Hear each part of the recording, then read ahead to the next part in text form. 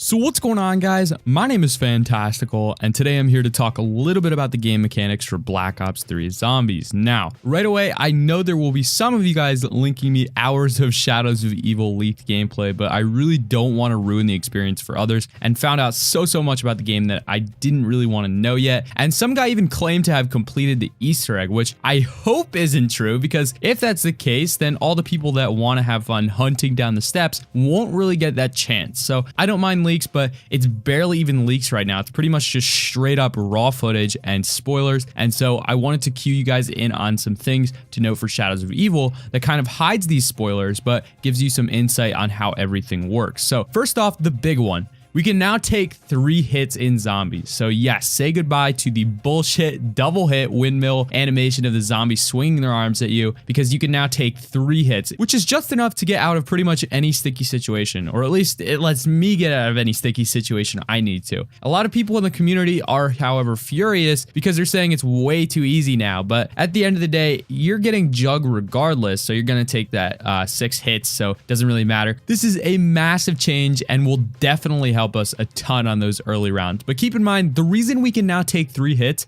is because of how massive Shadows of Evil is. So health is increased, making things a little bit easier. They've got a perk system similar to custom classes, which you'll have to wait to find out more about that. The way that you get a lot of things done is using something known as curse mode. So curse mode is literally Afterlife. They have these torches scattered out throughout the map, and you basically become the beast. But the only difference between Afterlife and Curse mode is that you can grapple onto things in Curse mode, which comes in useful. You know, you kind of like used Vine Whip when you need to climb up ledges, and you know, Jason talked about verticality, so you can see where that comes into play there. But also, when you run out of the Curse mode, unlike the electricity bar in Mob of the Dead's Afterlife, you do not die. They have mild customization for weapons, and again, I'm not even going to specify what customization it is, but it is there and you can pick it alongside your perks. Now, when I say perks, these are separate. These are separate perks from the ones that you can actually buy on the map, but they are definitely useful perks. Speaking of verticality, on that subject, they also have wall running. So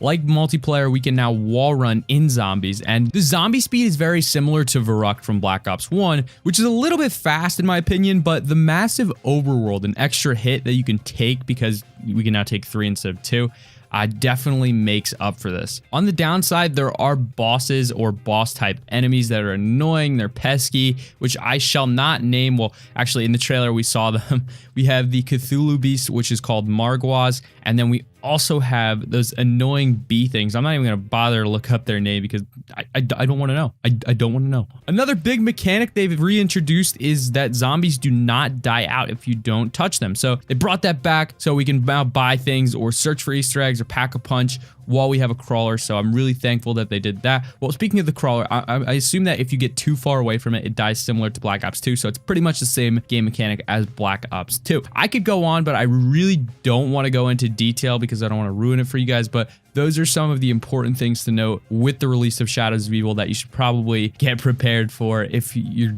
going to jump straight into zombies. So the zombies are faster, there's more health, there's more things to take on, including the bosses, and plenty places to train. This may just be the last video I'm making before the release of Black Ops 3, maybe not, we will have to see. But if you're not subscribed for Black Ops 3 Zombies content, make sure to, as I'm going to be pumping out all the latest and greatest Black Ops 3 Zombies content as soon as it drops.